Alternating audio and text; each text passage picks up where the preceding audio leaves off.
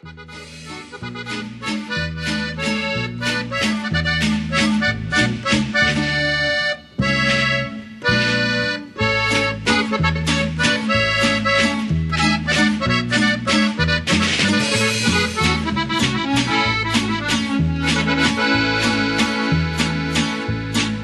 es día de tu cumpleaños, te queremos festejar.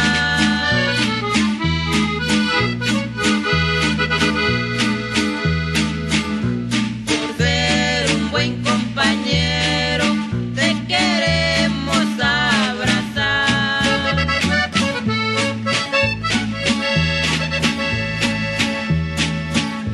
La revolución nos llama, un sol nuevo se verá.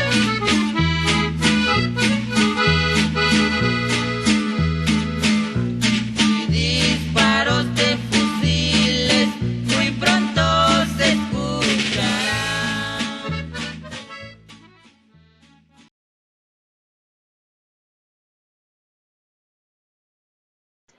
Muy buenas noches a todos y todas, según su geografía, el lugar en el que se encuentren o el momento en el que aprendan este video. Puede ser de día, puede ser de tarde, así que los saludamos.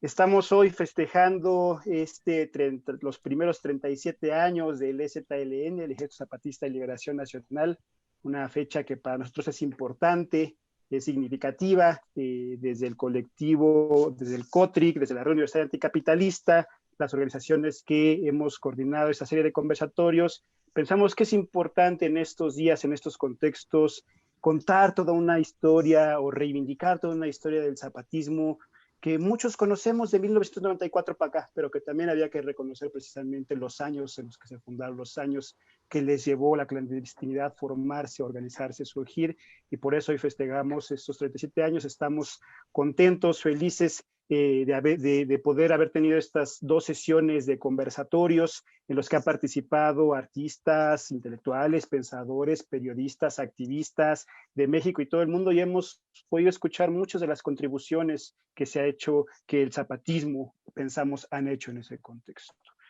En el año de 2018, en el contexto del conversatorio Miradas, Escuchas, Palabras, Prohibido Pensar, la Comandancia Zapatista nos presentó a Esperanza, una niña zapatista heredera de las varias generaciones de mujeres que luchan y que son bases de apoyo zapatista. Por medio de esta imagen, del cuerpo y las palabras de Esperanza Zapatista, el EZLN nos mostró un proceso de cambio social, material y cultural que había ocurrido al interior de las comunidades desde el lanzamiento en 1994. Sobre eso hemos dialogado estos días, y el día de hoy, para cerrar esta serie de conversatorios, tenemos ni más ni menos que a Juan Villoro, a Yasnaya Aguilar y a Luis Hernández Navarro, todos ellos desde sus campos, desde sus luchas, desde sus comunidades, que nos han ayudado a pensar y nos van a ayudar hoy a reflexionar y dialogar sobre las comunidades, sobre los aportes, sobre la actualidad del zapatismo.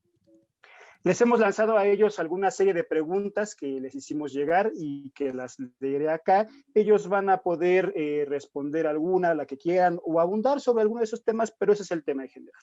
Y nos hemos preguntado desde sus oficios, desde sus militancias, desde su ser en comunidad, ¿cuáles creen ustedes que son las principales contribuciones del EZLN para sus comunidades, pueblos, para la sociedad en México, del mundo, ya sea en el campo de la cultura, de la política, de la literatura? ¿Piensan ustedes que hay un antes, un después del estallido zapatista para la sociedad y para los pueblos originarios de México? ¿Cuál es el diagnóstico o la propuesta de que los zapatistas los ha convocado a ustedes? En el escenario actual, ¿qué de la propuesta zapatista les convoca o les parece importante para el mundo de hoy? Son algunas preguntas. Insisto, no es un examen, no tienen que responderlas todas, nos han servido como guías, y empezamos esta primera ronda con nuestro querido Juan Villoro.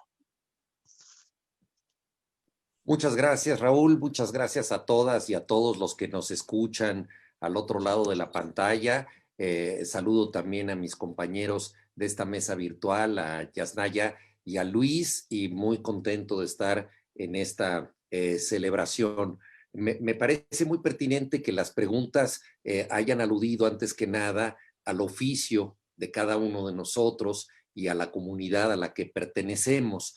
Entonces, desde esa perspectiva, creo que el EZLN trajo, desde luego, una renovación en el lenguaje que cambió para siempre los usos y prácticas políticos en México. Escritores como Octavio Paz, que era un decidido adversario de los levantamientos armados, señaló que el triunfo del subcomandante Marcos era un triunfo del lenguaje, y por su parte Gabriel Said, otro notable escritor y poeta, también bastante reacio a aceptar la importancia de movimientos armados, señaló que muy pronto el zapatismo se convirtió de un movimiento bélico en la primera guerrilla posmoderna, en el sentido de que se supo representar a sí mismo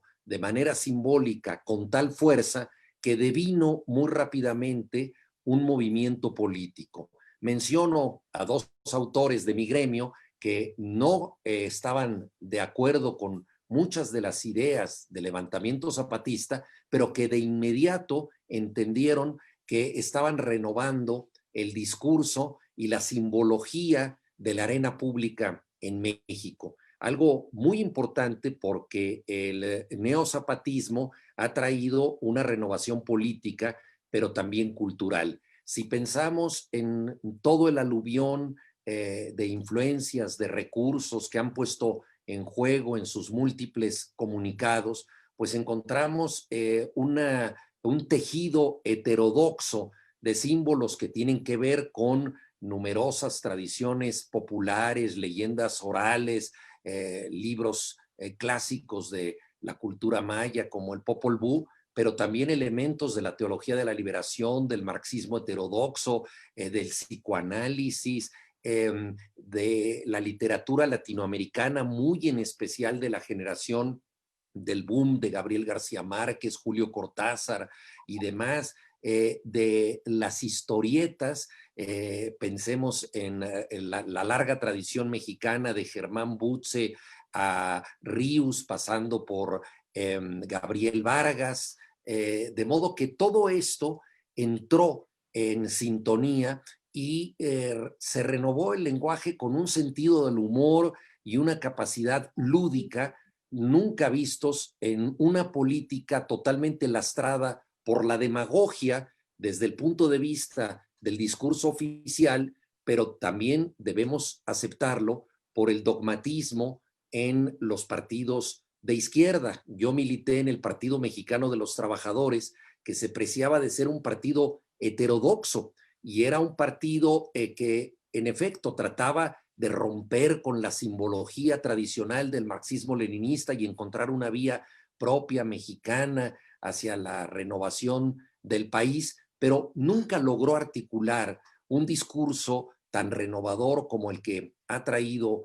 el zapatismo. Recuerdo que quienes asistimos a la convención de Aguascalientes en agosto de 1994, ese momento en que los zapatistas se abrieron por primera vez a la sociedad civil y permitieron que unas 600 personas nos reuniéramos en la selva Tojolabal, poco antes de llegar ahí hubo las inevitables reuniones y asambleas en San Cristóbal de las Casas, y en una de ellas alguien dijo una humorada y un compañero hizo una moción pidiendo que se prohibieran los chistes, porque esto era un asunto serio y no estábamos ahí para burlarnos de nadie.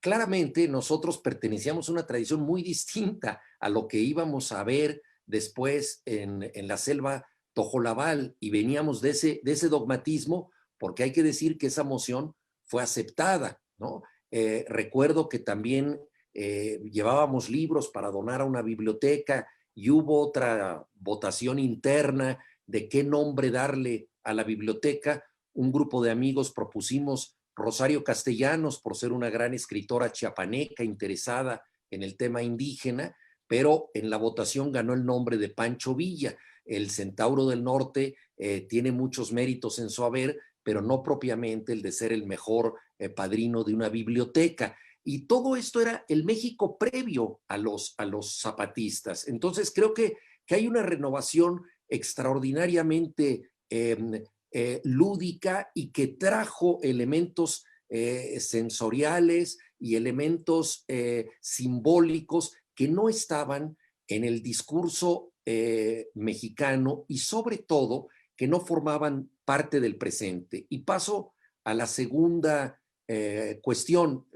La comunidad a la que yo pertenezco, pues la de los chilangos de clase media que nos formamos en los años 60 y 70, recibimos en la escuela primaria una educación en la que el mundo indígena pertenecía necesariamente al pasado. Era algo elogiable en la medida en que habían dejado pirámides extraordinarias y habían llenado de tesoros nuestros museos, pero no se hablaba de la cuestión indígena en tiempo presente. Ese era un tema que no estaba en discusión, y si acaso de lo que se hablaba con una idea integracionista era de la pobreza, pero nunca de culturas que tuvieran una civilización propia, que tuvieran un sentido de vida genuino y que tuvieran su propia noción de destino. Todo esto estaba al margen de una noción de presente, y creo que uno de las grandes contribuciones del levantamiento zapatista fue el de poner el tema indígena, creo que para siempre, en la agenda contemporánea, como un asunto de la modernidad. También me parece muy significativo que desde un principio, cuando ellos apelaron a construir un mundo en el que quepan muchos mundos, hicieron un llamado incluyente que los rebasaba.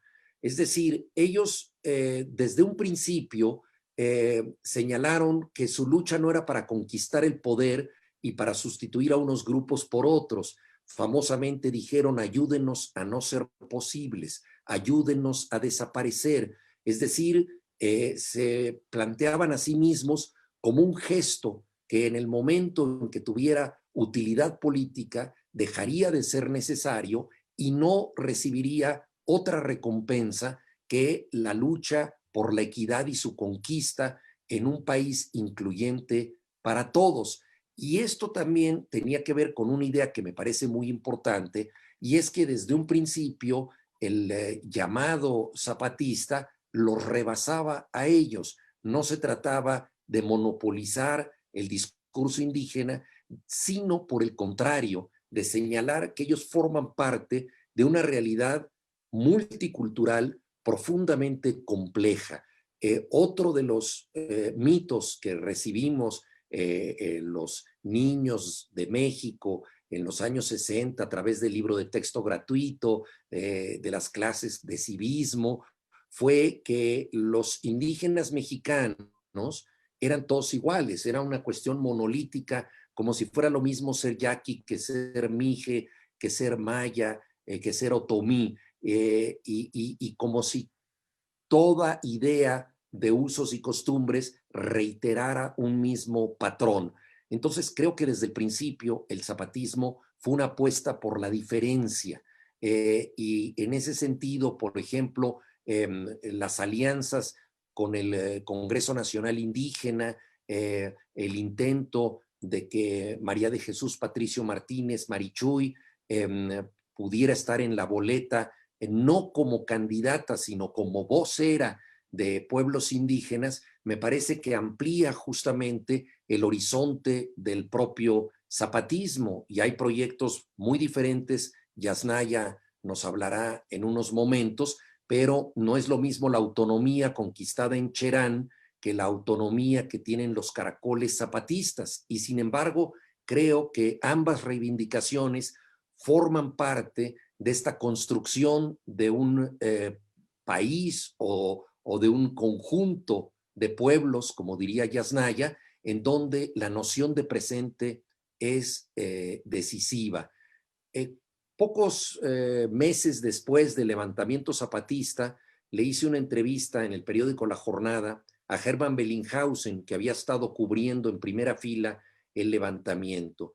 Y hablamos de las nociones del tiempo y de cómo nosotros desde la impaciencia contemporánea, la sociedad del vértigo y la prisa en la que estamos inmersos, nos sorprendíamos de que las comunidades indígenas hubieran resistido durante tanto tiempo y hubieran podido mantener su cultura, sus idiomas, en circunstancias que conspiraban para que esto fuera posible. Y le dije a Hermann Bellinghausen, con la ingenuidad de quien no conoce lo suficiente, si había notado que hubiera algún tipo de impaciencia social en los indígenas, porque así como nosotros podemos pensar que todas las comunidades orientales son budistas y tienen un temple de reflexión que maneja el tiempo de una manera muy peculiar, así también podemos caer nosotros en la superstición o la simplificación de pensar que después de 500 años y habiendo conservado sus tradiciones en circunstancias muy adversas, los pueblos indígenas no sucumben a la impaciencia. Y me contestó algo muy interesante Hermann Bellinghausen. Me dijo, claro que los indígenas son impacientes, pero la diferencia es que su impaciencia dura mucho. Son capaces de mantenerla por muchos años. Y eso me pareció que era una lección absolutamente fundamental, la duración de la impaciencia. Y es otra de las grandes enseñanzas del zapatismo para nosotros. En un paradigma totalmente distinto, Ernst Bloch, marxista heterodoxo, después de la Segunda Guerra Mundial, en uno de los momentos más duros de la humanidad, en la niebla y la noche de la posguerra, escribió El Principio Esperanza, que justamente tiene que ver con la construcción de una realidad posible en un entorno que parece hacerla imposible. Es decir, entender la esperanza como una voluntad de cambio cuando los indicadores y las condiciones materiales te señalan que eso no podrá suceder. Entonces, conecto pues esta duración de la impaciencia que desde la caída de Tenochtitlan ya ha durado unos 500 años, con la construcción de una esperanza a contrapelo de los datos que muchos otros verían, ¿no? Los zapatistas han dicho que a ellos les gusta pensar desde el final hacia el principio, es decir, prever lo que podría pasar para llegar ahí, así como los grandes investigadores policíacos, Sherlock Holmes, entre ellos, al que ha citado el subcomandante Marcos, ahora Galeano, varias veces, entiende un crimen, o más bien lo resuelve conociendo el final para ir al principio. Así también hay que entender hacia dónde se quiere llegar para trazar esa experiencia. Esa experiencia requiere de otros tiempos. Una de las frases que me parecen más aleccionadoras de los compañeros zapatistas es vamos despacio porque el camino es largo. Entonces también este uso del tiempo es muy importante, este uso estratégico del tiempo. Concluiría yo también estableciendo un mensaje que me parece muy importante porque vincula varias comunidades, que es el tema ecológico. Estamos acabando con el planeta. Creo que es una gran arrogancia decir que debemos salvarlo. Si acaso lo que podemos salvar es la vida humana. El planeta puede seguir sin nosotros. Esto lo saben las comunidades indígenas que le piden permiso a la tierra para plantarle una semilla y que han vivido en equilibrio con ella durante mucho tiempo. El extractivismo, la destrucción de la naturaleza son amenazas para el planeta en su conjunto, y creo que el mensaje indígena de preservación de la vida en la naturaleza es la salvación del futuro, no de los indígenas, sino de todos nosotros, que es algo que no siempre se entiende. Hay personas que con la mejor intención y con cierto paternalismo también dicen, no, yo apoyo las causas indígenas porque quiero que ellos salgan adelante, como si ellos estuvieran aparte de lo que somos. Ellos son la tierra, ellos son la base de lo que nosotros comemos. Si queremos, aquí donde yo vivo, que están de moda las ensaladas orgánicas, tener comida sana, sin pesticidas, sin fumigadores, sin fertilizantes, tenemos que tener otro uso de la naturaleza, otro tipo de manejo de la energía y otro tipo de control del agua. Y todo esto dependería o debería depender de empezar desde abajo la reconstrucción del país. Entonces es una cadena virtuosa que hace que nuestra propia supervivencia dependa del proyecto indígena y de cómo se pueda gestionar. Entonces creo que en ese sentido el zapatismo y por añadidura los muchos movimientos indígenas con proyectos distintos, a veces complementarios, a veces contradictorios, creo que están planteando la alternativa fundamental para el futuro. El próximo año se cumplen 500 de la caída de Tenochtitlan y los zapatistas se han propuesto como parte de su apuesta hacia el futuro viajar al viejo continente para discutir ahí con ellos en condiciones de igualdad, en una reunión en la diferencia y sin un revanchismo de pensar que los actuales descendientes de España deben responder por lo que hizo Felipe II.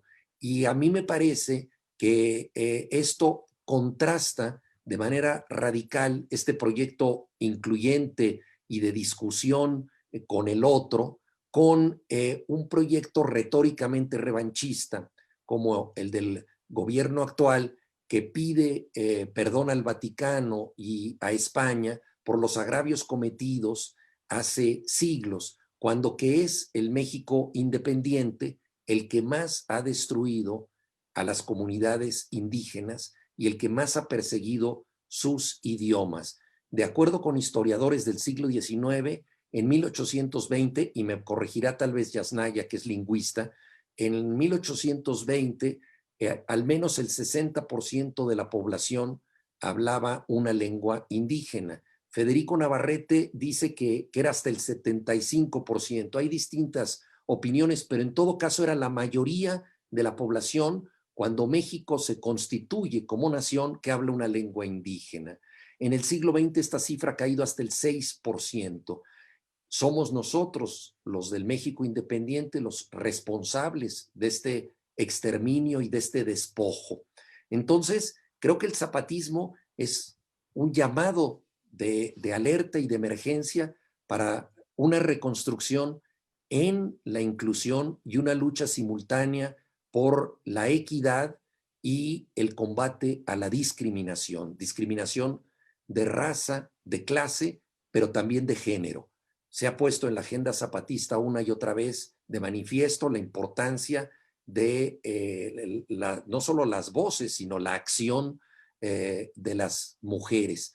De modo que en las reuniones que han hecho internacionales con mujeres, esto ha sido muy patente, y el hecho también de que en la campaña de Marichuy Patricio con el Consejo Indígena de Gobierno, el Congreso Nacional Indígena, fueran las mujeres quienes estuvieran al frente y tomaran la palabra, es también un cambio de paradigma que todavía tienen que dar muchas batallas, pero que me parece que es otra de las contribuciones esenciales del zapatismo. Después de la Convención de Aguascalientes, recordarán ustedes que hubo una tormenta terrible, rodamos entre el lodo y fue una circunstancia que nos puso a todos en un brete. Al día siguiente le preguntaron en una conferencia de prensa al subcomandante Marcos cuál había sido el punto débil de la reunión, y él, con gran sentido del humor, dijo la lona, porque en efecto la lona se había venido abajo encima de todos nosotros. Y comento esto porque ahí, y la pregunta que planteaba Raúl tiene que ver con cómo desde cada comunidad uno ve estas cosas. Finalmente, los que estábamos en la selva Tojolabal por primera vez, estábamos en una situación totalmente exótica para nosotros. Y al cabo de varios días de estar ahí y de haber rodado entre el lodo y haber estado bajo la lluvia, de pronto yo sentí un vértigo de la identidad porque no había visto mi cara durante 3 días, no sabía qué aspecto tenía. Y esto que nosotros damos por sentados en muchos lugares urbanos, que es encontrar un espejo o encontrar al menos una lámina reflejante, se había vuelto difícil de encontrar. Y de pronto yo, en una especie de vértigo del desconocimiento de mí mismo, producido también por todas las sorpresas que yo había visto ahí, encontré una camioneta al final del campamento y me dirigí desesperado para verme la cara que creía haber perdido, y entonces me asomé en el espejo retrovisor y vi la leyenda que suelen tener estos espejos y que para mí en ese momento fue tan importante como la de el oráculo de Delfos, conócete a ti mismo, que decía, y es una cuestión óptica, pero en ese momento se volvió simbólica, como todo en el territorio zapatista, las cosas están más cerca de lo que aparentan. Y me parece que esa frase, vista en ese contexto, era una lección para todos nosotros. El mundo indígena, las soluciones de este país, los proyectos de democracia, la posibilidad de pasar de una democracia meramente representativa como la que tenemos a formas directas de democracia, la posibilidad de sustituir la votación, que finalmente es una solución aritmética, por el consenso, que es una solución social, y finalmente la posibilidad de transitar de una noción de sociedad que permite que individuos usufructúen más o menos en condiciones jurídicamente iguales, pero económica y socialmente diferentes, los mismos derechos, a una comunidad que comparta valores, afectos, y donde el problema de uno sea el problema de todos. Todo eso, todo ese tránsito es la lección que nos están dando las comunidades indígenas, que para mí en mi infancia pertenecían a un mundo totalmente distante y que ahora se han vuelto próximas a partir de 1994 con el levantamiento zapatista y posteriormente con la contribución de numerosas comunidades intelectuales como Yasnaya Aguilar. Todo esto me ha revelado a mí que las cosas están más cerca de lo que aparentan. Muchas gracias, Juan. Ayer en algún momento de las mesas, Marichuy nos contaba, acompañada de Araceli Osorio, pero también de Silvia Marcos, de Mariana Mora y de Márgara Millán, nos contaban cómo ellas sabían y han percibido la transformación, el cambio social, cómo les había impactado la lucha de las mujeres zapatistas desde aquella histórica ley de mujeres revolucionarias. Y salió parte de los debates de siempre, pero necesarios y muy vigentes, sobre cómo percibían 3 mujeres académicas, blancas, con militancias en ciertas organizaciones, y cómo lo vivía Marichuy en su Tuxpan, rodeada de sus comunidades, cómo vivió. Incluso llegó a contarnos que lo vivieron con duda porque acostumbraban a ver al indigenismo del priismo precisamente haciendo esos grandes escenarios.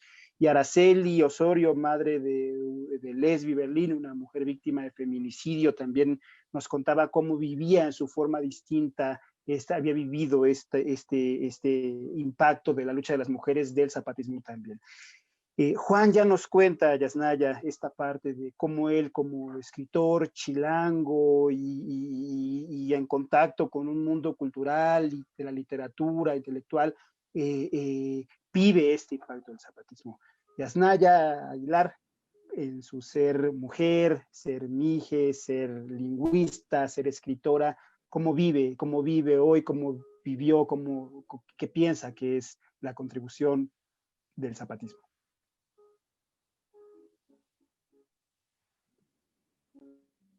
Sido invitada a esta conversación, a este aniversario, de verdad estoy muy emocionada, muy conmovida, y también poder compartir, digamos, esta mesa virtual con Juan y con Luis, de verdad es un gran honor.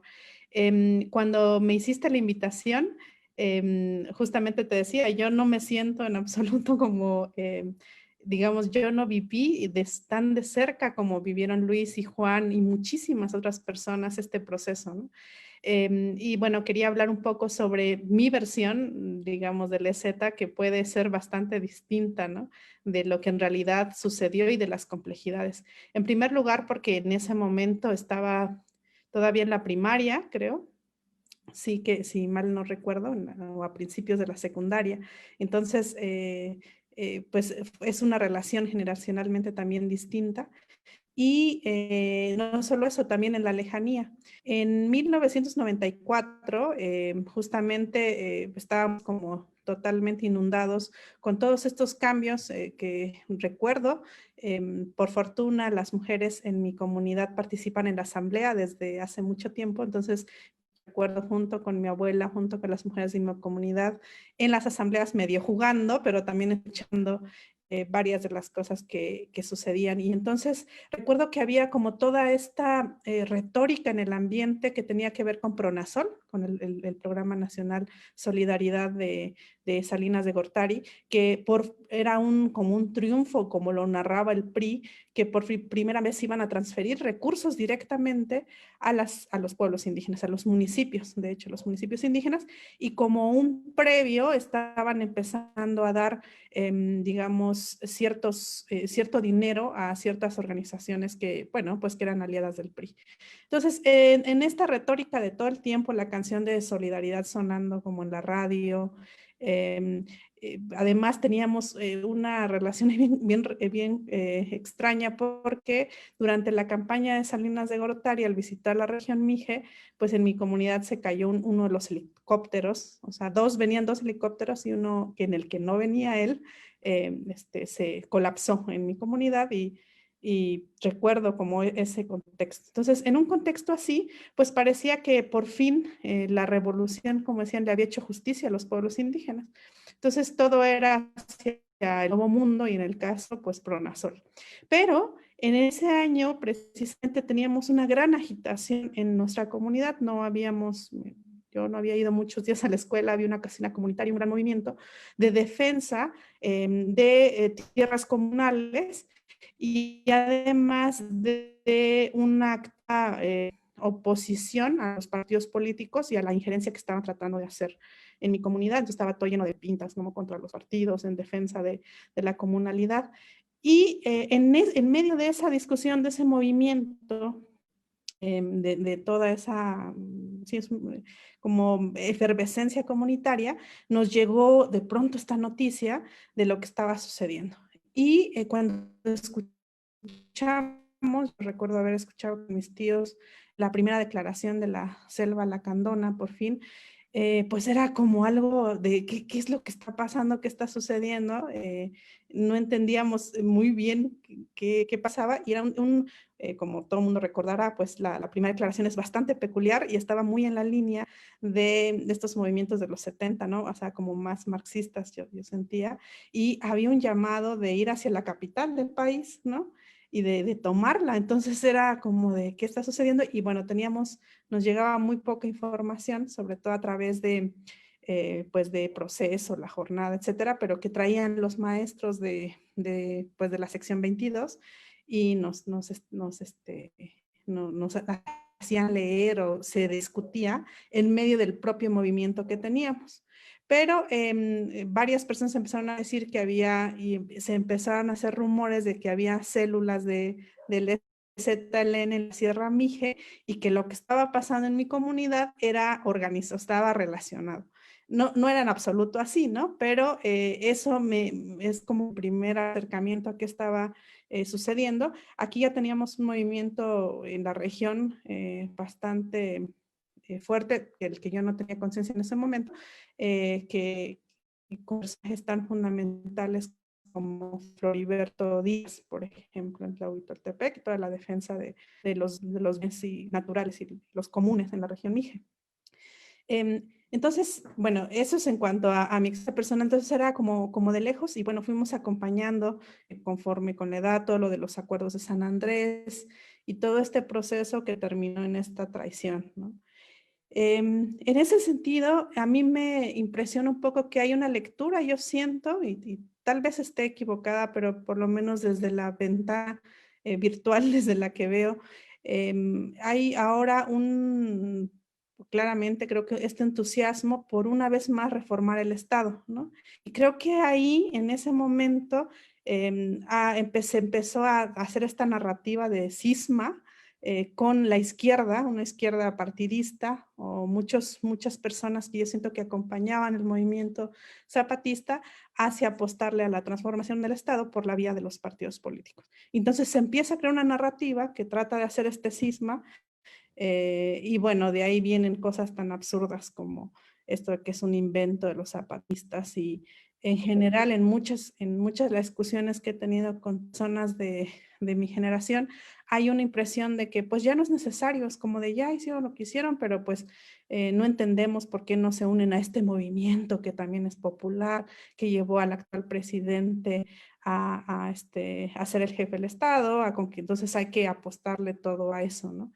Y ahí creo, digamos desde mi perspectiva, bueno, en primer lugar, pues voy a decir algo bastante obvio, pero está ahí, es que no podemos entender, por lo menos yo no puedo entender mucho el contexto tanto jurídico, incluso el propio comportamiento del Estado con respecto a los pueblos indígenas sin lo que pasó en el 94. O sea, es innegable que, por ejemplo, no sé, se crea CONAFE o que el Instituto Nacional de Educación para los Adultos, como respuesta a 94, crea el área para lenguas indígenas, por ejemplo. Hay un cambio en los usos y costumbres del Estado en respuesta a esto, que bueno, es un cambio ahí gatopardista, ¿no? Como cambiar todo para controlar un poco ahí la situación, pero sí lo cambia, ¿no?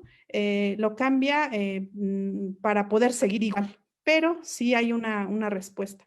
Y yo creo que incluso como pensamos ya en esta generación, pensamos que muchos de los discursos o las discusiones que tenemos sobre los pueblos indígenas están bastante moldeados porque con una breve revisión a lo que pasaba antes, hay un discurso más o menos de por fin se logró integrar a los pueblos indígenas. Quedan algunos ahí como que todavía hablan su lengua, pero ya por fin se están integrando, que básicamente era mestizarse. Quedan algunitos que hay que todavía echarle ganas, pero ya estuvo. O sea, como que se había concretado el proyecto del amestizamiento, ¿no?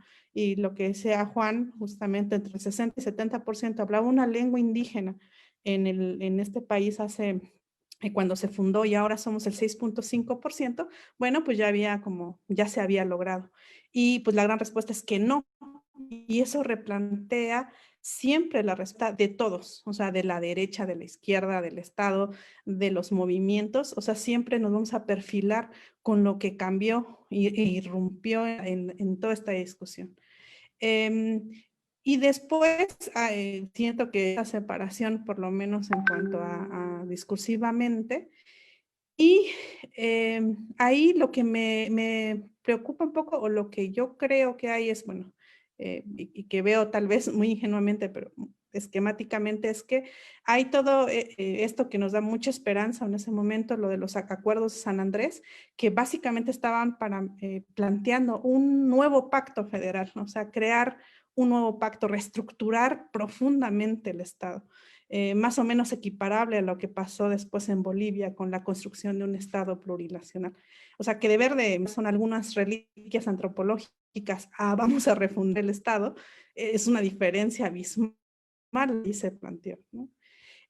No se cumple esto y empieza a haber como una respuesta también desde el marco legal bastante maquilladora con la reforma al segundo constitucional, etc., que hay una gran diferencia entre plantear una nación pluricultural, como dice el segundo, a un Estado plurinacional, ¿no? Hay un abismo de diferencia ahí. Pero bueno, da esta respuesta. Y luego, cuando pasa esto que estoy viendo, es que siento que hay una especie de que ya no podemos leer al EZ, o que esta izquierda que acompañaba, pero que en realidad estaba apostando a la transformación del Estado, o sea, acompañaba al EZLN en medida que creía que era una herramienta para transformar el Estado. En el momento en que ya no lo es y empieza a plantear otra, o sea, replantear la vida realmente, o sea, la vida como la estamos entendiendo, ¿no? Y a desarticular todos los sistemas, el capitalismo, el patriarcado, construir la autonomía. Eh, entonces creo que no se puede leer, como que estamos tan cooptados porque la única opción es la transformación del Estado, que yo siento, por lo menos por es que el EZL ya está planteando, cuando nos dice, por ejemplo, organízate, o sea, más que vente acá a ayudarnos o a nuestros territorios, es organízate tú en tu contexto, y entonces vamos retomando un poco la metáfora de la politóloga Gladys Zull. Si pensamos en el Estado como un ente totalizante, dice ella, y tenemos estructuras que están funcionando poniéndolo en crisis, pensemos en esas estructuras comunitarias, que muchas son de pueblos indígenas, como islas. Y estas islas van formando archipiélagos. Y si pensamos en esto en una gran malla y que estas son como, estas estructuras van carcomiendo esa gran malla que son estas macroestructuras, y el EZLN nos invita a organizarnos, eso quiere decir que tú en tu contexto puedes organizarte y hacer otra isla para hacer más grandes los archipiélagos, de tal manera que en un momento esto no tenga sentido. Leer eso y leer la realidad fuera de los horizontes del Estado, creo que es lo que está metiendo ruido en no poder leer lo que se está planteando ahí. O sea, cuando dice organízate, cuando está planteando un mundo en el que quepa otros mundos y cuando genera territorios concretos bajo estas otras estructuras y lo más alejado de la mano del Estado, que creo me recuerda un poco todo este viaje también en la lucha que tiene el pueblo kurdo, ¿no? O sea, si en un principio hay una búsqueda de crear un Estado kurdo, eso va cambiando y también el papel de las mujeres en ese movimiento va replanteando y ya no es ese. Y cuando se comunica eso nuevo y cuando se dice ya no es eso, o sea, lo que estamos tratando de crear es otros mundos, es organízate localmente, es todo esto, entonces no se vuelve ilegible para quienes ven el único horizonte en la transformación del Estado. Pero me parece esto mucho más potente. Yo creo que inmediatamente con el reto que tenemos ya, que es la crisis climática, la realidad le va a dar la razón al EZLN. Y yo creo que es muy importante que más personas cambiemos la clave de lectura con la que estamos leyendo el EZLN, sobre todo las nuevas generaciones, ¿no? Como que no entienden. Entonces si ya llegó alguien de izquierda aquí y está diciendo que les va a cumplir, ¿no? Incluso con estas palabras, los acuerdos de San Andrés, ¿qué más quieren? Nada más les encanta estar de Contreras, ¿no? Y es porque ahí nos está leyendo ese planteamiento, esa realidad. Eso es lo que creo que yo veo. Y sin embargo, siempre, así como en 94, el EZLN estuvo en la vanguardia de romperlo, de plantear lo impensable, o sea, es como de, pues ya por fin entramos al primer mundo y los pueblos indígenas son algunas reliquias antropológicas, que bien que sigan danzando, pero van a incluirse ya, ¿no? El sueño del Estado, el mestizaje total, ya está por cumplirse. Y entonces cambia la discusión totalmente.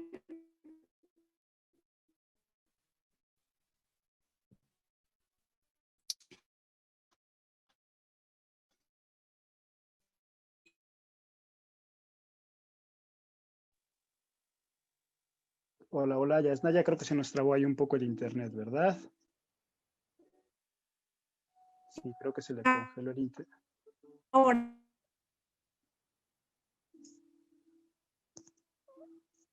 Hola, Yasnaya, creo que se te congeló tu internet, no estábamos escuchando. Bien, yo creo que ahora están cambiando esto. Se nos fue la conexión con Yasnaya, a ver si ahorita que regrese podemos continuar con esta otra parte. Estaba también en una reflexión, además en una crisis, en una crítica que ella acostumbra, que tiene muy sólida. Ya regresó aquí Yasnaya. Ay, disculpen, desde las poquitas desventajas siempre digo de vivir en la sierra, de lo demás es pura ventaja. Pero Y, quería terminar, creo que ya me extendí mucho, con ahorita escribirlo a esta gran tradición de todas las rebeliones y las resistencias, los levantamientos armados que ha habido en este territorio desde hace 500 años. O sea, desde el día uno nunca ha habido nunca han dejado de existir estos levantamientos, la rebelión de los pericos, cintocanecos, ininterrumpidamente se llama México. El último gran levantamiento fue en el 94 y todos sus principios y la estructura que de ello deriva siguen vigentes. Esas resistencias de ese tipo nunca han dejado de existir desde el día 1 hasta ahora, y quiero justamente felicitar y adscribir al EZLN dentro de esta gran tradición de resistencia que ha hecho posible lo impensable. Si hace 500 años hubiéramos pensado en que era posible que estuviera yo aquí en una estructura comunitaria hablando todavía mije, entre pandemias, guerras y trabajo forzado, yo creo que sensato hubiera de decir, a todo pronóstico eso no va a suceder. Aquí estamos 500 años después, gracias a todas estas estructuras de la cual, y de estos levantamientos y resistencias de la cual LZ forma parte. Muchísimas gracias por eso y felicidades. Muchas gracias, Yasnaya. Ayer también en otro momento de las conversaciones, Carlos González, de la Comisión de Coordinación del Congreso Nacional Indígena, Consejo Indígena de Gobierno, nos decía que el zapatismo era para él una especie de revolución social que podía leerse los cambios por todos lados. Y decía, uno puede entrar en la literatura, puede entrar en la música, puede entrar en las artes, puede entrar en la forma de organización, en la forma de hacer política. Por donde se le vea, siempre va a encontrar algo nuevo que aportó el zapatismo. Y en la mesa que siguió después con Raúl Chivecki, con Magda, con Gilberto López y Rivas y con Bruno Baranet, nos decían, en el campo de la autonomía, los aportes del zapatismo también son de muy distinta índole, desde la autonomía en la educación, los aportes jurídicos, los aportes en el tema de ser autogestivos y preservarse la vida, en fin, un sinfín de elementos que cuando nos preguntan y nos dicen ¿y dónde ha estado el zapatismo? Y de repente escuchamos que transformándolo todo, ¿no? Que cambiándolo y que aportando en todos lados, pues nos parece una respuesta interesante. Y ahora quiero darle la palabra a Luis Hernández Navarro. Luis Hernández Navarro, periodista, analista político, parte de las organizaciones también en algún momento clave en Chiapas, con el magisterio, acompañando organizaciones de todos lados. Cómo vivió, cómo vive, qué piensa él que es la contribución más importante del zapatismo, cómo lo piensa él en general. Luis, adelante. Pues muy buenas noches a todos. Muchas gracias, Raúl, por la invitación. Felicidades a los cumpleañeros y es un honor para mí compartir esta mesa con Juan, con Yasnaya, de quienes siempre aprendo tanto. Miren, en los primeros días de 1994 ya habían pasado los 12 días de combates y estaba una tregua de facto entre el ejército zapatista y el ejército mexicano.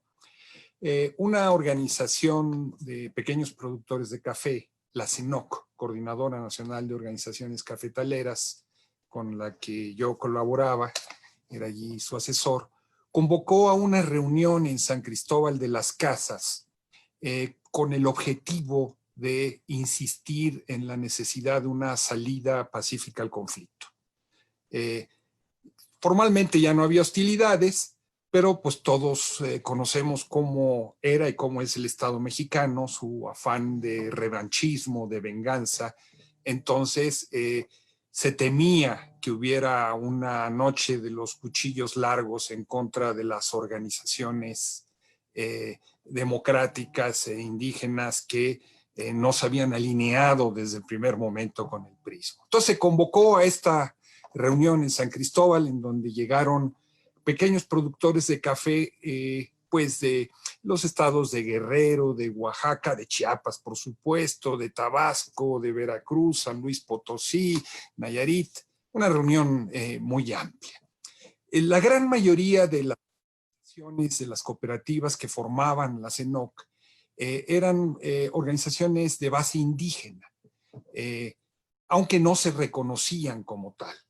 Eran básicamente organizaciones de cafeticultores y tenían como eje central de su trabajo una visión de la autonomía muy peculiar, autonomía entendida no solamente como autogobierno, como el darse sus propias normas, sino poner en el centro lo que llamaban la apropiación del proceso productivo, el construir un conjunto de empresas campesinas que tenían distintas figuras legales para que la riqueza que se generaba con la producción del café, en lugar de que quedara en manos de los coyotes, de los acaparadores o de las grandes transnacionales o del Estado, quedaran en manos de las comunidades y desde ahí se emprendieran con ese excedente proyectos de salud, de educación, etcétera, etcétera. Esta era la matriz con la que se trabajaba en la autonomía.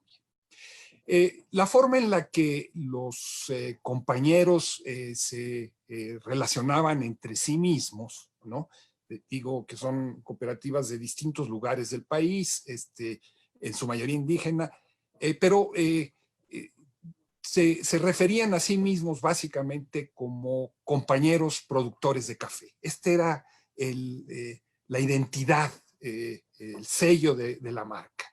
Y siempre en las reuniones se hablaba en castellano, era la lengua franca entre todos los que estábamos ahí.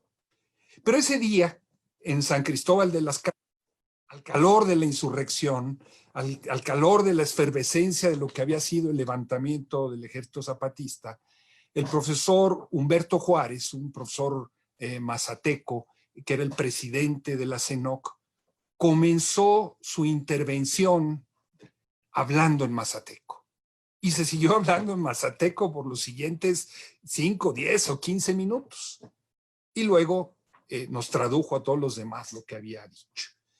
Y en lugar de referirse a todos los demás como compañeros productores de café, comenzó a la hora en la que nos tradujo lo que había dicho diciendo hermanos indígenas. Algo había pasado en la cabeza, en el corazón, en el alma de Humberto, alrededor del levantamiento zapatista, que había sacudido profundamente su identidad. Él encontró en ese levantamiento, como lo encontraron muchísimos otros pequeños productores de café, el orgullo de ser indígena, el orgullo de sus raíces. Y a partir de entonces, a partir de ese momento, todo comenzó a cambiar en esas organizaciones en donde lo indígena comenzó a ponerse una y otra vez en el centro y a recuperarse. Y comenzó a verse como ese proyecto que estaban empujando era un proyecto que nacía en mucho de las prácticas y de la visión del mundo, de la matriz cultural que venía de sus propias comunidades. Entre las organizaciones de cafeticultores de Chiapas que estaban ahí presentes, habían habido ya indicaciones, había ciertas señas de que algo estaba pasando antes de ese enero de 1994. Uno iba a las asambleas que se realizaban en las bodegas de café y de repente pues faltaban muchos compañeros jóvenes, no estaban. No era una época en la que hubiera una gran migración. Y uno preguntaba por ellos, ¿no? ¿Dónde está Fausto? ¿Dónde está Enrique? Decían, no, pues por ahí, ¿no? Y de repente, a la siguiente asamblea, 2 o 3 meses después, ya habían regresado ellos y en la asamblea tomaban la palabra. Y hacían unas intervenciones de agárrate, o sea, una claridad política e ideológica que uno decía, bueno, ¿qué está sucediendo con estos compañeros? ¿De dónde les están haciendo esta conciencia? Porque no estábamos haciendo talleres de formación. Y también sucedía que los compañeros de más edad que habían desempeñado un papel muy importante en la orientación de las asambleas y en las luchas durante mucho tiempo, estaban ahí dormidos en los sacos de café, ¿no? Tirados. Dicen, ¿qué está pasando? Pues estos son los compañeros conscientes. Bueno, ya después, ¿no? Con el paso del tiempo quedó claro que esos jóvenes que tenían esa visión tan esclarecida, pues se habían ido a la selva a formarse, a capacitarse y habían regresado para hacer lo que después hicieron. Y que esos antiguos dirigentes que tenían tanta brillantez y que de repente aparecían durmiendo en los sacos de café, pues habían estado ensayando y practicando la noche anterior otro tipo de actividades diferentes. El rumor de la existencia de los Zetas, como se les llamaba, ahora esto es una palabra que no se puede utilizar, en aquel entonces era la forma en la que entre otras organizaciones circulaba. La ANSIES, que era esa organización civil abierta que había jugado un papel tan importante en la marcha del 12 de octubre de 1992, que había participado en el derrumbamiento de la estatua de Diego Mazariegos, se había disuelto, había desaparecido, pero también seguían pasando cosas muy raras, como que esos productores que contrataban esos créditos de los que hablaba hace un momento Yasnaya de Pronasol, ¿no? Y que durante varios años habían sido muy buenos pagadores, de repente dejaron de pagar, ¿no? Entonces uno decía que, pues, ¿qué hicieron con ese dinero, no? Pero también llegaba la información de que las comunidades dejaban de sembrar maíz, vendían la vaca. Bueno, ¿qué estaba pasando? Uno se enteraba también de que esos famosos Zetas avanzaban en las comunidades y que ahí se estaba creando una organización a la que algunos decían que era una organización que tenía 3 pies, otros decían que tenían las 4 patas, ¿no? La organización agraria que había estado luchando por la tierra, fue muy importante en algunos lugares de la selva lacandona, en algunos lugares como Simojovel, Bochil, Huitupán, etcétera, etcétera. La organización productiva que había comenzado a forjarse después del Congreso Agrario de 1972, 74, ahí con Samuel Ruiz, y lo que fue el primer Congreso Indígena de San Cristóbal. Esa era la segunda pata. La tercera pata era la palabra de Dios, ¿no? Porque muchos de los cuadros que se habían estado formando eran catequistas, tuneles, etcétera, etcétera, y jugaban un papel clave en la organización de la comunidad. Y la cuarta parte, pues, era el elemento de la autodefensa para enfrentar a los caciques, a los guardias blancas, etcétera, etcétera. Y entonces comenzó a circular, ¿no?, a lo largo de todo 1993, pues el rumor de un posible levantamiento, y no estaba muy claro qué iba a suceder hasta se llegó a hablar de que se iba a producir un levantamiento el Día de los Inocentes, ¿no? Bueno, pues era el Día de los Inocentes, por supuesto no pasó nada, pero poquitos días después, pues pasó lo que pasó, y sucedió lo que sucedió, con la magnitud y la masividad y creo que muy claramente hay un antes y un después en México, no solamente en el mundo indígena, en México a partir de ese momento. Enero de 1994 es un momento en el que México se prepara para entrar al primer mundo. Nuestros políticos y empresarios se van a dormir brindando con champaña porque al día siguiente entrábamos al Tratado de Libre Comercio, y se despiertan en medio de la pesadilla de un levantamiento indígena. Ese era el México real que afloraba en ese momento, una enorme sacudida. Para ese momento, el proyecto de Carlos Salinas de Gortari parecía imbatible. Iba sobre ruedas, había la ilusión de que iba a poderse reproducir y perpetuar a través de la candidatura de Luis Donaldo Colosio. se presentaba como un proyecto exitosísimo de modernización económica, sin necesidad de grandes transformaciones políticas. Se decía que programas como Pronasol habían cambiado la relación entre el Estado y la población, y los pueblos y los campesinos, etcétera, etcétera. Y el levantamiento zapatista lo que hizo fue descarrilar ese tren de la modernidad salinista y condenar al salinismo a lo que es hoy.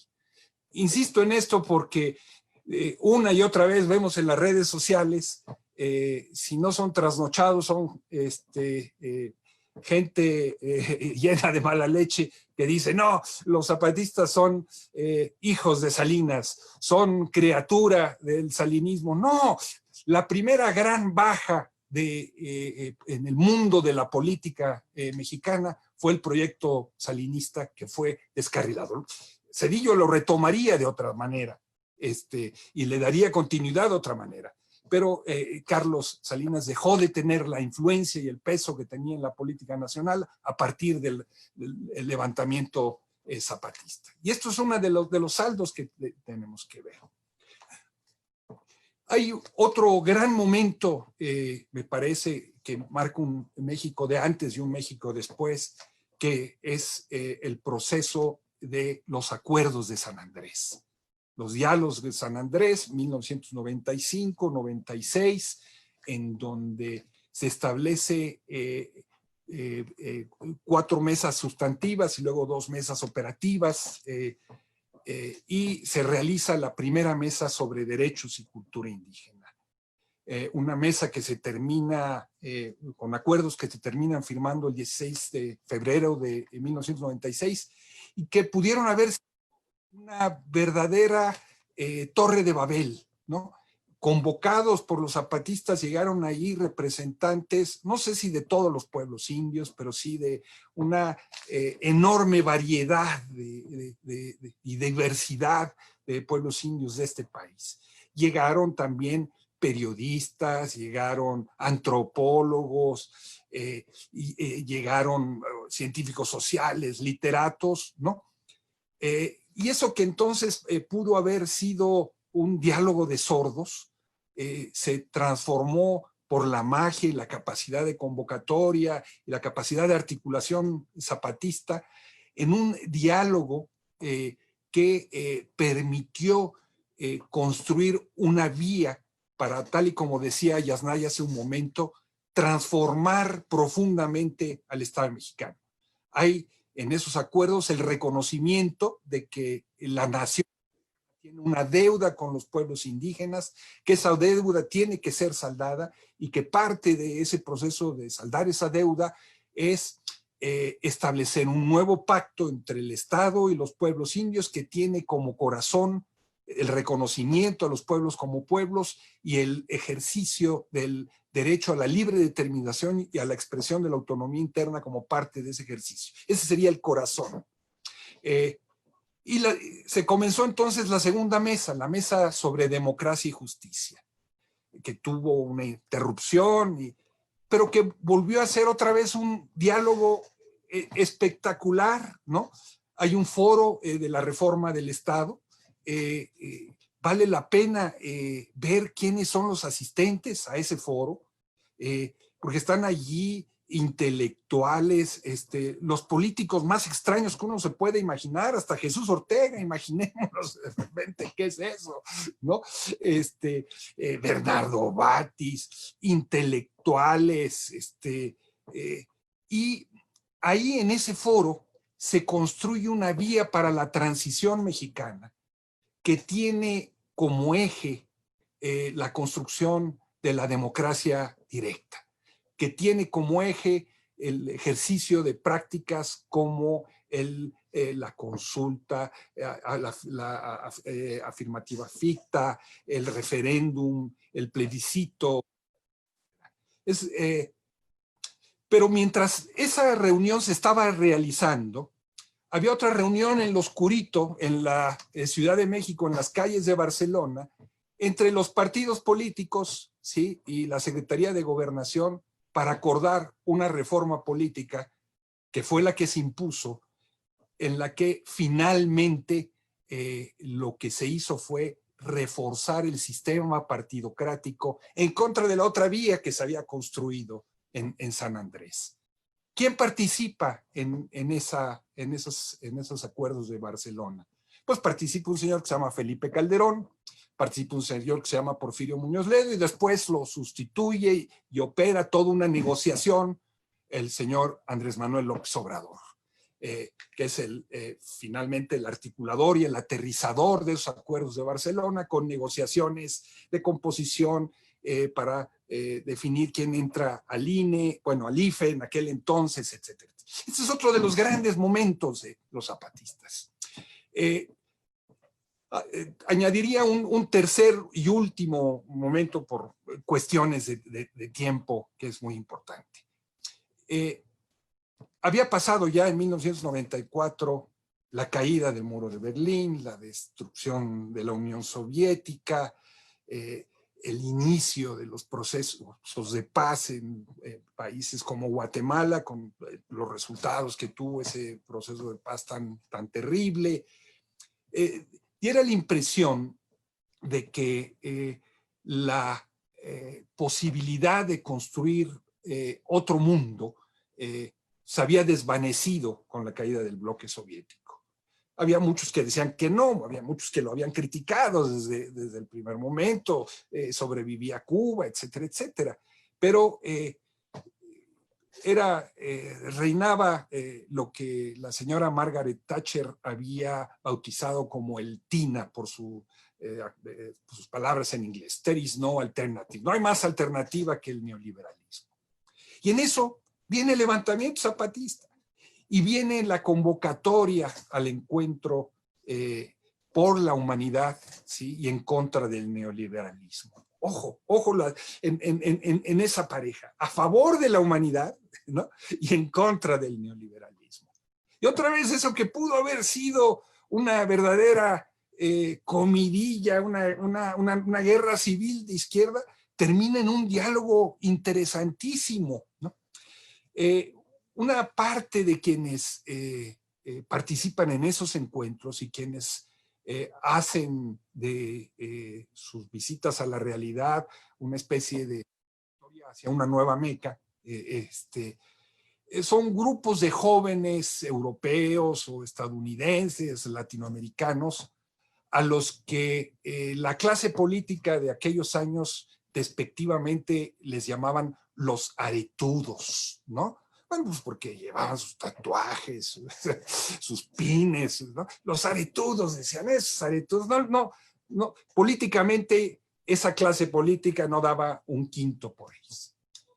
Ojo, y llega 1999 y llega la reunión de la Organización Mundial de Comercio y sorpresa, esos famosos aretudos se convierten en los altermundistas que ponen en jaque, ¿sí?, a los organismos multilaterales.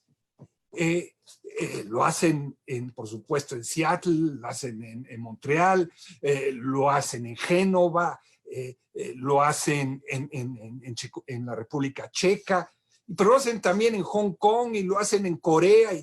¿Y quién está detrás como fuente de inspiración de muchos de esos movimientos? El zapatismo, ¿no? En Corea reproducen una imagen gigante de un subcomandante Marcos que viene ahí en las manifestaciones con los que después terminan chocando con la policía. O sea, el zapatismo se convierte en la fuente de inspiración de una nueva generación de jóvenes antiautoritarios que deciden apostar por otro mundo bajo otros esquemas distintos del anquilosado socialismo burocrático. Todo eso le debemos, me parece, a los zapatistas. Muchas gracias, Luis. Ahorita regresamos justo con esta parte que además nos plantea el carácter internacional, lo decía bien Juan, recuperando el anterior comunicado, una reivindicación de Cervantes, de Machado, de Lorca, ¿no? En este contexto en el que un Estado, gobierno mexicano se reivindica nacionalista y casi antiespañista y pide que les pidan perdón por las atrocidades del pasado, Los zapatistas vuelven a colocar un carácter universal, no solo en el sentido de plantear la lucha por la vida y contra la destrucción ecológica y contra la destrucción del medio ambiente, sino de plantear un diálogo con los todos, con las todas, y se proponen ir al norte a buscar los sures, ¿no? Se proponen ir a Europa precisamente con esas generaciones que vinieron a buscarlos en su momento, a encontrarse. Decía ayer Magda en algún momento de su intervención, proponerse ir a Europa es reconocer también sus interlocutores allá, reconocer también las luchas por la vida, por el territorio, reconocer también a los pueblos originarios que están allá. En este momento de pandemia, de resurgimiento de los nacionalismos más fascistas, de resurgimiento de las tendencias militaristas, de la negación de la ciencia, en estos momentos el zapatismo, ¿qué te hace acercarte al zapatismo? ¿Qué recuperas del zapatismo para hoy y para el futuro hoy, en este momento? Juan. Bueno, en este momento justo que estamos viviendo la pandemia, creo que entramos en contacto con circunstancias que han vivido los pueblos indígenas. La primera de ellas, la guerra epidemiológica que acabó con buena parte de la población, pero también ahora que estamos viviendo la pandemia, la sensación de pausa y la sensación de espera, es decir, cuánto tiempo tenemos por delante y qué vamos a hacer con este tiempo, qué podemos construir en un mundo que está amenazado. Lo que estamos viviendo prácticamente no es nada en comparación con lo que han vivido los pueblos indígenas, pero la sensación de mundo amenazado, el cerco sobre ellos y la necesidad de posponer planes, es algo que con lo que han trabajado y con lo que han lidiado los pueblos indígenas durante 500 años. Entonces también ahí hay una metáfora, digamos, a escala y en pequeño, en lo que hemos pasado ahora de una circunstancia que mucho más agobiante han vivido los pueblos indígenas. Creo que también algo importante de lo que decía Yasnaya, retomando que el EZ llama, organízate tú en tu comunidad y en tus propios términos. O sea, la ruptura de esta búsqueda piramidal de conquista del Estado, de esta verticalidad de la política, para pasar a formas más horizontales que permitan una ciudadanización de la política, es decir, una política comunitaria de barrio, de oficio, gremial, etcétera, que vaya cambiando la realidad sin pasar necesariamente por los estamentos establecidos del sistema político mexicano, por los partidos políticos, la partidocracia que se ha convertido en una forma del negocio, ¿no? Y que ha hecho que haya sido muy redituable acceder a esa forma del negocio. La democracia, que tenemos una democracia de intermediarios, donde todo el mundo promete cosas y se queda con algo a cambio de lo que promete. Entonces, esta idea de organización que vaya más allá de los partidos, me parece que es absolutamente central y que tiene que ver con la ciudadanización de la política. Y luego, entre lo que comentaba Luis, desde luego, muy importante entender que el discurso zapatista nos puso en contacto con muchas formas de conocimiento y de sabiduría anteriores, pero también con muchas formas de conocimiento y sabidurías posteriores a lo que somos. En ese sentido, hay una suma de tiempos muy importante, una sabiduría atávica de resistencia que viene desde los pueblos del origen, pero esa sabiduría tiene muchos modos de ser moderna y de proponer un futuro. Está el tema de la supervivencia misma de la vida. Por eso, en la reunión internacional que mencionaba Luis, la oposición es humanidad contra neoliberalismo, es decir, construcción de la vida o destrucción de la vida. Y eso es lo que está en juego hoy en día. el hecho de que ante el ecocidio inminente y todas las predicciones de que el planeta no puede seguir destruyéndose de esta manera, el proyecto de las comunidades y del zapatismo es muy importante. Y ahí también tenemos que poner el acento en muchas cosas. No basta decir necesitamos energías limpias. En muchos casos, la energía eólica se pone en tierras que han sido despojadas a los ejidatarios. Entonces, también estas prácticas de energía limpia tienen que ver muchas veces con formas del despojo.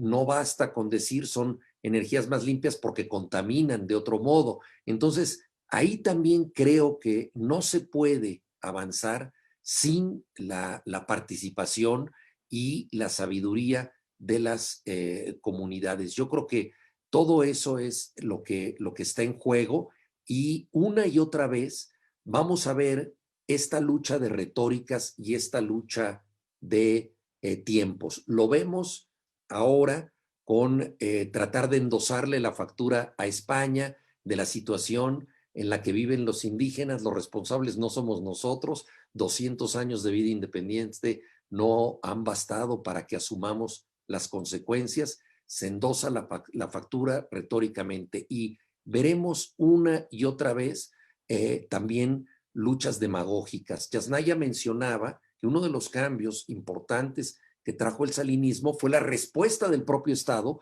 tratando de crear espacios para responder a esto, pero por supuesto que eso también ha llevado a la creación de instituciones demagógicas, a la absorción de luchas disidentes a través de nuevas formas de cooptación con proyectos pretendidamente indígenas que en el fondo no lo son. Entonces también ahí creo que habrá que hacer muchos distingos, y la radical independencia del pensamiento zapatista es un llamado de atención para esto.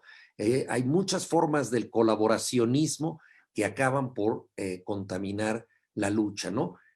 Recordará Luis que poco tiempo después del levantamiento zapatista se descubrió la Reina Roja en Palenque, un importante hallazgo arqueológico que desde luego era de primera magnitud.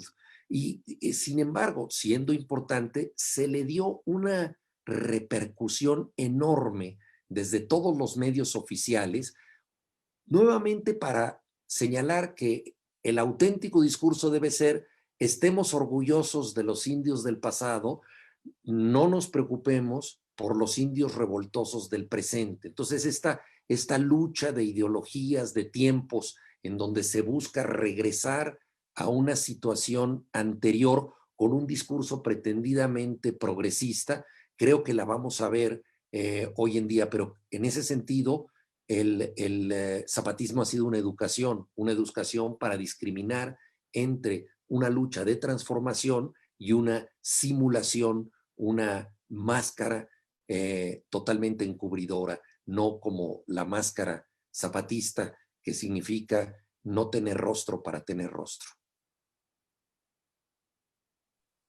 Yasnaya, en un contexto de un país así, que apela desde su nueva clase gobernante a un pueblo, a una nación, para reivindicar el desarrollo y reivindicar este camino a la modernidad que ya ustedes conocen muy bien en qué termina, en un contexto en el que se pretendiera borrar o colocar toda diferencia en el polo de los fifís, en el polo de los que están en contra, en un contexto precisamente, además también de pandemias, de continuidad extractivista, de militarización, desde tu territorio, desde tu ser comunidad, desde la comunalidad.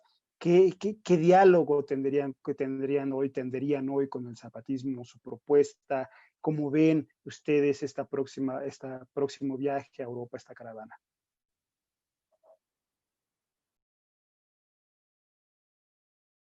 Tu micrófono, Yasnaya. Justamente como decían Juan y Luis, hay como un continuum, ¿no? de de construcción de autonomía, y justamente dentro de los pueblos indígenas hay distintas, es decir, hay pueblos indígenas o municipios indígenas, por ejemplo, que están organizados donde hay partidos políticos, y, etcétera, ¿no? Y que la resistencia se está armando desde otro lado. Tal vez más cultural y lingüística, pero también dentro hay cuestionamientos a eso, cómo se llegó a eso. También hay dentro de la estructura de la idea municipal, en el caso, por ejemplo, no sé, de Cherán o de Ayutla de los Libres o de Ostula, y luego hay estos municipios que han sido comunidades desde antes del establecimiento del Estado, como es el caso de las comunidades mijes, por ejemplo, ¿no? Que somos comunidades previas a ser municipios. Y hasta llegar a una autonomía como la que plantea el EZ. Yo creo que uno de los retos que tenemos es poder tender más puentes, no solamente con el movimiento, por ejemplo, del movimiento Mije, por así decirlo, sino también con las asambleas. Y creo que ahí es donde tenemos que repensar más. A veces lo urgente le gana tiempo a lo importante, como diría Quino a través de Mafalda, ¿no? Y a veces el hecho de estar enfrentando en las asambleas con tareas urgentes que hay que hacer porque hay que estar defendiendo ciertas cosas, no se plantea más como asambleas tejer estos puentes con toda la diversidad de gradientes de la autonomía que hay, pienso, ¿no?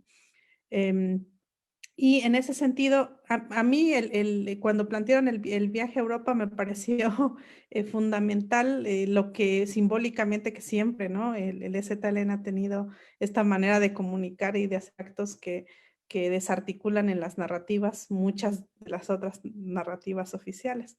En el caso del viaje a Europa, bueno, tiene todo este simbolismo del regreso, de quién va hacia qué lugar, y también pone justamente en crisis lo que se está planteando desde el jefe del Estado, que es ya en sí mismo un despropósito, que sea que el tipo de persona que sea, o sea, no es un asunto personal, pero que el jefe del Estado mexicano, que es el proyecto del proyecto criollo colonial, virreinal, sea el que pida disculpas a España, ¿no? Que tiene ahí dos cosas muy interesantes. Una es que hay una proyección del pasado de los dos estados, que es muy experto el Estado mexicano hacerlo. Es como si México existiera hace 500 años, como Estado, no existía. Y tampoco España como un Estado, existía como otra cosa, ¿no?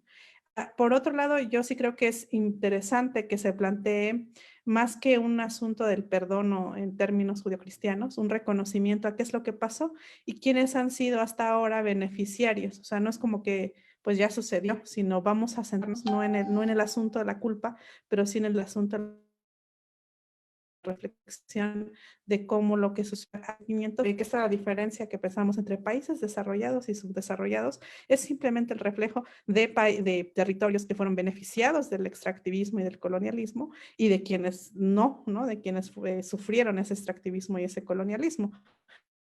Y en ese sentido creo que sí es la corona española y el Estado español no tuvo reparos en pedir disculpas a la población judía que expulsó, que fue más o menos por aquellas épocas. Entonces, ¿por qué no hacerlo también? Pero lo que sí es inadmisible es que sea el jefe del Estado mexicano que más bien tendría que no solo ofrecer disculpas por lo que el Estado mexicano ha hecho, sino también por lo que actualmente sigue representando y haciendo con los proyectos que siguen ahí. O sea, es esta aparente oposición entre Estado neoliberal y Estado nacionalista, que para pueblos indígenas ha significado más o menos lo mismo, despojo. O te despoja el Estado o te despoja la transnacional a través de la concesión que les da el Estado. O sea, vemos los proyectos, no sé, la presa Cerro de Oro y el Alemán, que en el bien de la expulsaron de su territorio, despojaron a muchas comunidades indígenas. Y ahora el asunto era el neoliberal, te despojaba la minera, pero que también te concesionaba el Estado y que si te ibas a dar al ejército en varios casos o a la fuerza. Entonces, esta diferenciación en realidad para efectos de los pueblos es más o menos nada más como funciona, y mucho de este nuevo neoindigenismo está muy basado en ese por el bien de la nación, ¿no? Que es por el bien de todos. Pues van estos proyectos como el Tren Maya, el Transísmico, el Integral, o sea, todos los que siguen ahí, están ahí y van a hacerse sí o sí. Entonces, bueno, yo creo que en ese sentido vale la pena y tejer más entre la comunalidad, y creo que la comunalidad, dado que está en el caso, por ejemplo, de la Sierra Norte, bien es como una posición bien delicada, porque por un lado, al ser municipios, estamos reconocidos como una parte de la entidad del Estado, que es uno de los niveles de gobierno constitucionalmente. Eso te da ciertas facultades para poder mantener tu estructura y defenderla, ¿no? Jurídicamente, por ejemplo. Pero por otro lado, estás como autoridad, estás muchas veces entre los deseos de tu asamblea. Y entonces hay fuerzas tirando para hacia un lado y fuerzas tirando hacia la comunidad y fuerzas tirando hacia el municipio. Entonces, a veces nuestras estructuras se debaten entre ser más municipios que comunidad que municipio. Y yo creo que en ese sentido es importante hacer más contacto dirigentes, sino como asambleas completas, y tender más diálogos con el zapatismo. Ahora, eso es un reto porque, como siempre en las asambleas, estamos atendiendo lo urgente, porque no es solamente tejer redes, sino es tejer redes, resistir, apostarle a la vida en un contexto de asedio constante, ¿no? Que hay que tomar en cuenta todo el tiempo. Y bueno, creo que hacia allá va el reto, y eso es un trabajo interno que nos toca aquí dentro de las comunidades, ¿no? Gracias, Yasnaya. Luis, en un contexto también de agresiones paramilitares, de violencia mediática, de descalificaciones, de desinformación, de desprestigio, y que no es nuevo además, ¿no? Un contexto que ha estado presente en el 94 prácticamente cotidianamente, un contexto de guerra de contrainsurgencia, y en un contexto precisamente de desacreditación, pero también en un contexto en el que, a pesar de todo eso, los compas y las compas allá en Chiapas siguen rompiendo paradigmas, siguen rompiendo, siguen imaginando y soñando alternativas, y se plantean en ese contexto, en este escenario. Luis Hernández Navarro, ¿qué recupera del diagnóstico del EZLN? ¿Qué recupera del mensaje zapatista hoy? Mira, yo quisiera ponerlo en contexto y en contraste. Yo soy un gran admirador del general Lázaro Cárdenas, hace 50 años que murió. Pero uno de los grandes proyectos del general Cárdenas alrededor de la reforma agraria fue la creación de ejidos colectivos. En La Laguna, en partes de Michoacán, en Yucatán con el gran ejido Enequenero. Y esos proyectos, que estaban animados por la mejor intención de crear economías de escala, promover la asociación de los campesinos, terminaron fracasando, ¿no? Fueron proyectos impulsados desde arriba, desde el Estado, que no tuvieron continuidad. Después, en los 70s, en los 80s, en el campo, en el movimiento urbano popular, hubieron también proyectos autogestivos que buscaron construir un poder popular, una democracia participativa desde abajo, que crearon rondines, estos proyectos autogestivos de los que hablaban. Ya no existen. Se convirtieron en filiales de partidos políticos en su gran mayoría. En cambio, los compañeros zapatistas llevan más de 20 años funcionando en las tierras que ocuparon de manera colectiva. sea, el gran proyecto del ejido colectivo del general Cárdenas, el gran proyecto de ejidos colectivos o de organizaciones urbanas participativas de los 70s, otras organizaciones, ellos los han hecho realidad y lo hacen realidad día a día. Como han hecho realidad de otra manera una relación de comercio justo alrededor del café o de otros productos que logró romper con la lógica del comercio justo cuando el comercio justo se pervirtió por la participación de la Nestlé, de otros grandes consorcios. Ellos han mantenido ese tipo de relaciones. Como han mantenido un proyecto autogestivo de educación del que ha dado cuenta Bruno Baronet, ejemplar, o agricultura orgánica ejemplar. Es decir, estamos hablando no de proyectos basados en la saliva, sino de proyectos que tienen una realidad práctica encarnada que se construyen a contracorriente de eso que tú señalabas, que es la otra parte de la pregunta. Ahí están, desde 1995 por lo menos, la operación de los grupos paramilitares hostigando. Están los cañonazos de 50,000 pesos sobre las comunidades operando, ¿no? El dineroducto que se construyó desde la Ciudad de México hasta los poblados más remotos para tratar de romper esa resistencia. Y a pesar de eso, los compañeros han puesto a caminar un proyecto de autogestión colectiva, la Comuna de la Lacandona, ¿no? Que tiene no 1, ni 2, ni 3 años, sino que ya tiene más de 20 años funcionando, formando nuevas generaciones, formando y demostrando, ¿verdad?, que ese mundo se puede construir desde abajo, desde otra manera. Eso que no pudo hacer el general Cárdenas desde arriba, eso que no pudieron hacer otras fuerzas políticas porque acabaron entrándole a la lógica de la política institucional y fueron absorbidos por ella, hoy ellos la están haciendo. Revirtiendo, y con esto termino, revirtiendo la bandera blanca que hizo Carlos Salinas en el campo, ¿no? Carlos Salinas, recordemos, con la reforma del 27, declaró el fin de la reforma agraria. Se acabaron los repartos. ¿Y qué hicieron los zapatistas? Tomar la tierra. Y junto con ellos muchos otros más tomaron la tierra. No solamente en Chiapas, hubo toda una oleada de tierras que se extendió prácticamente hasta el año de 1997 y que el Estado mexicano, a pesar de todo, tuvo que apechugar.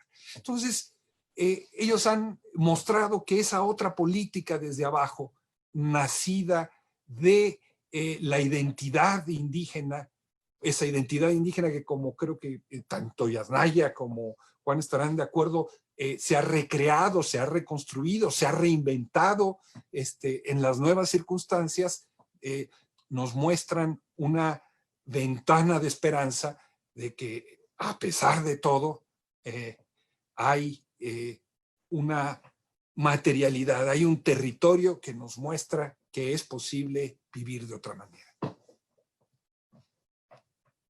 Gracias, Luis. Juan, para cerrar, ya para irnos a descansar, hoy en esos 37 años, en estos primeros 37 años, ¿qué mensaje le mandarías a los pichitos, a las pichitas, a las mujeres, a los abuelos, a los comandantes, a la comandancia? ¿Qué mensaje le mandarías a los zapatistas en este su cumpleaños? Sí, yo les daría un mensaje de gratitud por renovar la esperanza y porque estoy convencido de que no puede haber una idea de cambio real sin una noción de un horizonte ilimitado, es decir, sin una noción de vida abierta, que es lo que ha traído el zapatismo.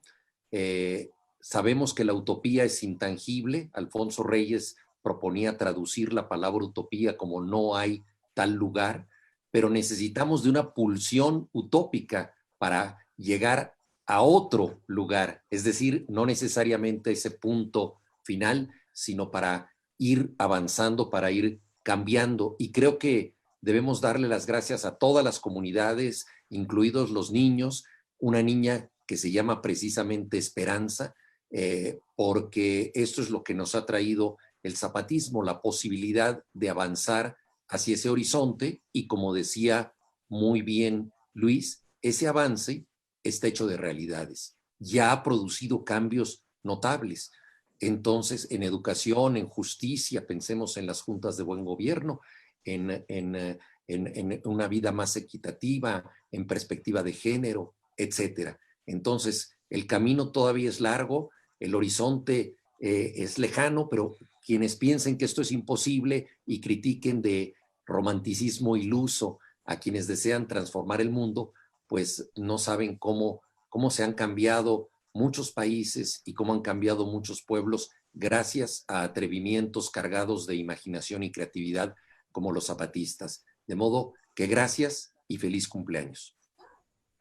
Yasnaya, misma pregunta. Hoy en sus 37 años, en sus primeros 37 años, insistimos, ¿qué mensaje le mandarías a los pichitos, a las pichitas, a las mujeres, a las choferas, ¿no? A los compas de seguridad que construyen el ZLN y sus bases de apoyo? Se nos fue Yasnaya en este momento. Bueno, a ver si regresa ahorita Luis.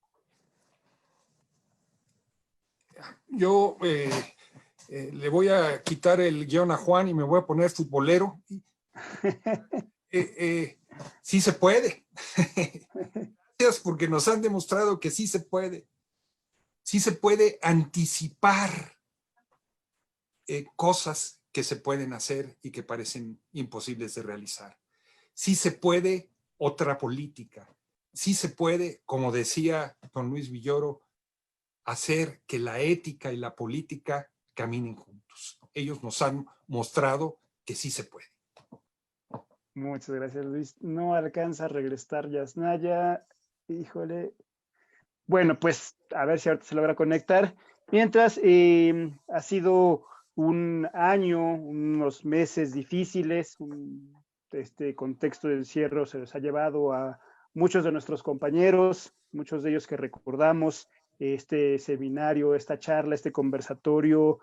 Faltan compañeros como Jan Robert, faltan compañeros como Oscar Chávez, faltan compas como Heriberto Salas, como Jaime Montejo y muchos y muchas más compañeros Paulina. y compañeras. Paulina Fernández, efectivamente, muchos compañeros y compañeras más que tendrían que estar acá, pero que no se pueden, no pudieron, y que desde luego ha sido dolorosísimo para nosotros en este contexto, y que sin embargo, a pesar de todo este dolor, de todo este contexto de pandemia, de muerte, de ver cómo las violencias siguen, hay algo que para muchos de nosotros nos sigue dando sentido y esperanza, porque el zapatismo está ahí, porque sigue iluminando, porque sigue haciendo posible otros mundos, porque sigue demostrándonos en lo concreto, en lo cotidiano, en la realidad, que está ahí construyendo ese otro mundo posible, que ellos y ellas, con mucha organización, con mucha imaginación, están allá. Compas, felices 37 años, larga vida al ZLN. Muchas gracias a ustedes, Luis, Juan, muchas gracias a Yasnaya, que ya no pudo estar acá, gracias. Muchas gracias a todos y todas las que participaron en esta mesa. Fueron 2 días, vamos a editar los videos, ya por ahí también estamos preparando la segunda versión de estos semilleros que han resultado exitosísimos y que vamos a editar para que estén al acceso de todos. Un agradecimiento especial a la Dirección de Ciencias Sociales y Humanidades de la UAM Coajimalpa por prestarnos estos aulas virtuales para poder realizar estos foros, a los compañeros y compañeras de COTRIC, a los compañeros y compañeras de la red universitaria, y en fin, a muchos más que nos ayudaron a organizar este festejo, esta fiesta por los 37 años del ZLN. Muchas gracias, buenas noches. Yasnaya, ¿qué mensaje le mandarías al ZLN, a los hombres y mujeres, niños y niñas hoy en sus 37 años? Uno, un gran agradecimiento, ¿no? por todo esto que nos han enseñado, que plantean, por mantener viva esta esperanza de vida, como decían Juan y Luis. Y agradecimiento y fuerza, ¿no? para lo que sigue. Y que nos tengan mucha paciencia. Que a veces no entendemos todo lo que ya han reflexionado y a veces es difícil leer a la vanguardia. Muchas gracias. Muchas gracias, Yasnaya. Gracias por estar aquí con nosotros también participando. Que te devuelvan el Twitter, te queremos seguir leyendo allá. Queremos seguir teniendo toda la información, preguntas, interrogantes que nos las... Ahí estamos. Gracias a todos y todas. Esta ha sido La Esperanza Zapatista. Felicidades, compas. Felicidades, primeros 37. Hoy es día de tu cumpleaños.